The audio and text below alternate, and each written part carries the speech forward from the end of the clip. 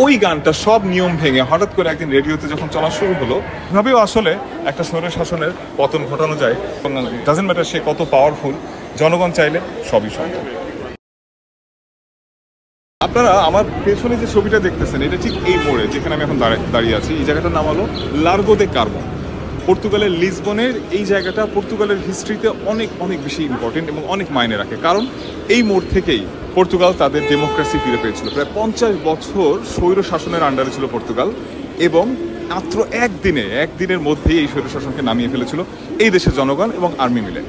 এই ইন্টারেস্টিং গল্পটা আজকে আপনাদের সাথে আমি শেয়ার করব। আপনারা যদি অন্য কোনো স্বৈর শাসকের সাথে এই গল্পের মিল খুঁজে পান, অবশ্যই কমেন্ট বক্সে জানাবেন, এবং বেশিরভাগ ক্ষেত্রে স্বৈর শাসকদের গল্প প্রায় সেম হয়। পর্তুগালের যে স্বৈর শাসকের কথা আমি বলছি তার নাম ছিল সালাজার।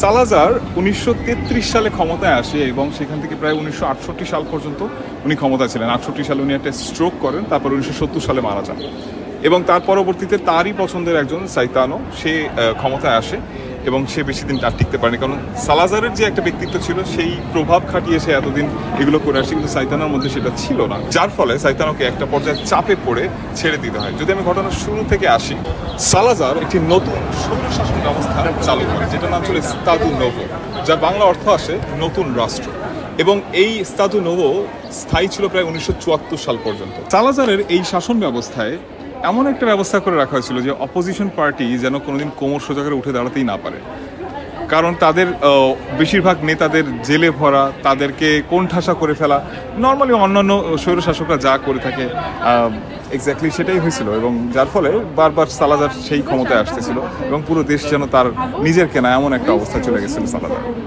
ওয়েল, অ্যাজ ইউজুয়াল যখন অপোজিশনকে কোণঠাসা করতেছে তার পিছনে আর একটা ষড়যন্ত্র অবশ্যই আছে। নির্বাচনগুলো ছিল আনফেয়ার, এটা আমরা এক্সপেক্ট করতেই পারি, যে কোনো একটা স্বৈরশাসন ব্যবস্থার মূল একটা অস্ত্র হচ্ছে এটা।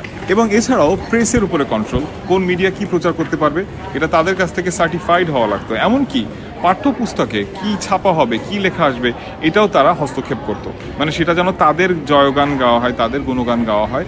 এইভাবে তারা মানুষের বাচ্চার মন পর্যন্ত তাদের প্রভাব বিস্তার করতে চেয়েছিল। সালাজারের বিপক্ষে এই বিপ্লবের শুরুটা হলো কিভাবে? এত শক্তিশালী একজন ক্ষমতাধর ব্যক্তি, প্রায় 5 দশক ধরে সে শাসন করতেছে, তাকে নামাবার সাধ্য কার? এই ইন্টারেস্টিং গল্পের শুরু আসলে এখান থেকেই। মূলত পর্তুগালের দ্বারা শাসিত আফ্রিকায় অনেকগুলো কান্ট্রি ছিল, যেমন আমরা কিন্তু একটা সময় ব্রিটিশদের দ্বারা শাসিত ছিল, এবং সেখানে কলোনিয়াল ওয়ার চলতেছিল। এই ওয়ারের সময় এখান থেকে অনেক সৈন্য পাঠাতে হতো, প্রায় 1,40,000 সৈন্য সেই সময় পাঠিয়েছিল আফ্রিকাতে যুদ্ধ করার জন্য, এবং বেশিরভাগ সৈন্য তাদের ইচ্ছার বিরুদ্ধে গিয়েছিল, কারণ পর্তুগালের জনগণ চাইতো না এই আফ্রিকাকে আর শাসন ব্যবস্থার মধ্যে রাখতে, কারণ বেশিরভাগ উন্নত দেশগুলো বা শক্তিশালী দেশগুলো যারা একটা সময় আফ্রিকায় বা এশিয়াতে বিভিন্ন জায়গায় শাসন করতো, তারা কিন্তু ধীরে ধীরে এই কলোনাইজেশনটাকে তুলে নিয়ে আসতেছিল। বাট সালাজার এমন একজন ব্যক্তি ছিল, সে এইটা করতে চায়নি, সে অনেক লোভী ছিল অ্যাকচুয়ালি, সে চাইতো ওইখান থেকে অনেক টাকা অর্জন করবে, অনেক কিছু নিবে ওইসব দেশ থেকে।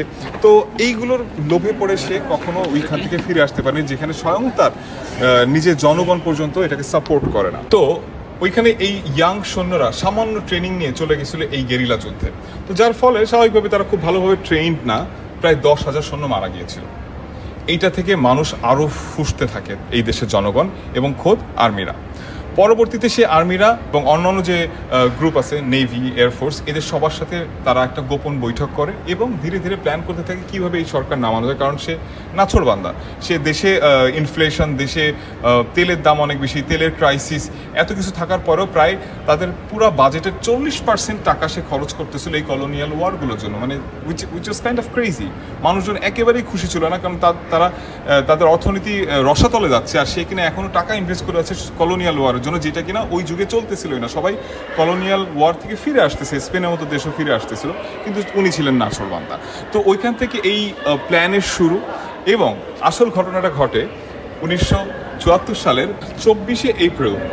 অলরেডি এই সৈন্য সেনারা বিভিন্ন স্ট্র্যাটেজিক লোকেশন লিসবনে তারা দখল করে বসে, এবং তার মধ্যে এয়ারপোর্ট ছিল, রেডিও, টেলিভিশন, যত যা ইম্পর্টেন্ট জায়গা ছিল এবং ইম্পর্টেন্ট যে মোড়গুলো, এবং সবচেয়ে বড় যে সিগন্যাল যেটা দেওয়া হয় জনগণের ক্ষেত্রে, এটা কোনো ক্লিয়ার ইন্ডিকেশন ছিল না, কিন্তু এটা মানুষ বুঝতে পারে যে আসলে এটার মানেটা কি, কেন এটা হবার কথা না। সেটা কি জানেন?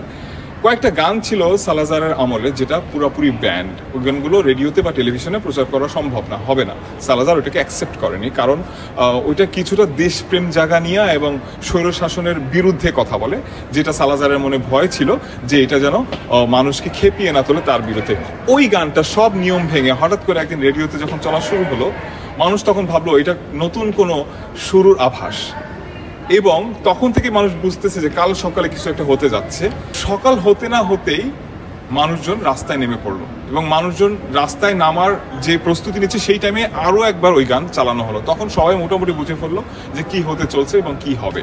সবাই ধীরে ধীরে লিসবনের বিভিন্ন রাস্তা দখল করে নিলেও আর্মিরা কিন্তু অলরেডি চলে আসে এই লার্গোতে কারমোতে, যেখানে আমরা এই মুহূর্তে আছি। এই জায়গাটাতে আর্মিরা বিভিন্ন দিক থেকে ট্যাঙ্ক, সাজোয়া, তাদের সব ভারী ভারী অস্ত্র সবকিছু নিয়ে তারা ওখানে তাক করে বসে আছে। কারণ সৈতানো এই বিল্ডিংটাতে লুকিয়েছিল।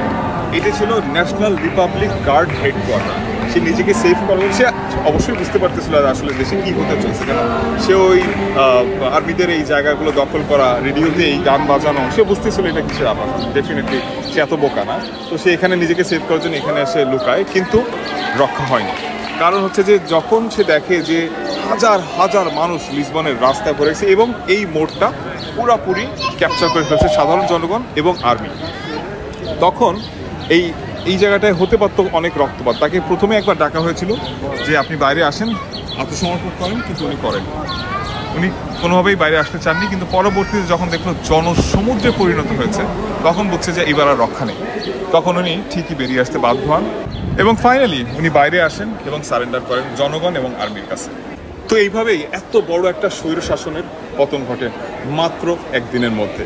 এবং আরও বড় ব্যাপার যে এইটা হতে পারতো অনেক রক্তক্ষয়ী, অনেক বেশি সংঘর্ষ, কিছুই হয়নি। বরং আমি যদি বলি শেষটা এভাবে হয়েছে যে একজন মহিলা একটা ফুল, যেটাকে বলা হয় কার্নেশন একটা এক প্রজাতির ফুল, এর আবার কিছু ভ্যারাইটিস আছে। তো কার্নেশন যে ফুল, ওটা নিয়ে আর একজন আর্মির পার্সনের বন্দুকের নলের ভেতরে ফুলটা রেখে দেয়, এবং এইভাবে শান্তিপূর্ণভাবে সবাই ওই দিনটা সেলিব্রেট করে। এবং এই ছবিটা সেইটারই প্রতিচ্ছবি, আমি শুরুতে আপনাদেরকে একবার দেখিয়েছি।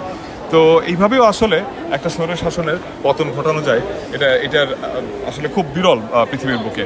তো আমি এই গল্পটাই আপনার সাথে শেয়ার করতে চাইছি, যেন আপনারা জানেন যে যুগে যুগে স্বৈর শাসন ব্যবস্থা কীভাবে সৃষ্টি হয়েছে এবং কীভাবে শেষও হয়েছে, এবং ডাজেন্ট ম্যাটার সে কত পাওয়ারফুল, জনগণ চাইলে সবই সম্ভব।